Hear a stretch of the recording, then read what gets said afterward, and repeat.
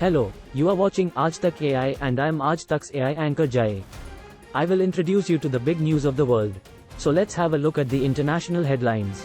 Biden's host PM Modi for intimate dinner at White House. First Lady gifts PM antique American book galley and vintage camera.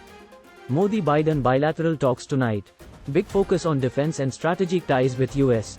Ahead of Modi-Biden bilateral, India and US to sign mega jet fighter engine deal.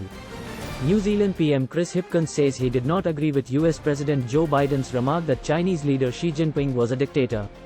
Says, the form of government that China has is a matter for the Chinese people. Cooking gas explosion kills 31 people at a barbecue restaurant in northwestern China, 7 others got injured in the explosion.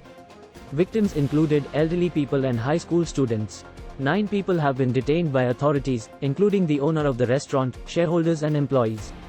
China's President Xi Jinping ordered a national safety campaign after the tragedy. Pakistan PM Shehbaz Sharif meets Kristalina Georgieva, head of the International Monetary Fund in Paris, hoping to unlock a $6 billion deal to avoid default. Meeting was held at the summit for a new global financing pact. Sharif expressed hope that the funds allocated under the IMF's EFF would be released as soon as possible.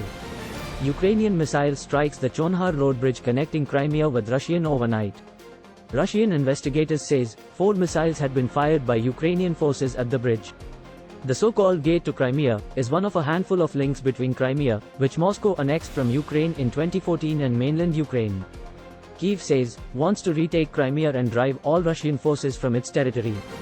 A prison riot in a Honduran women's prison has left 46 women dead.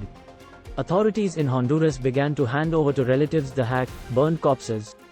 Women's prison in Tamara, Honduras was one of a carefully planned massacre of rival gang members by inmates belonging to Barrio 18th Street gang.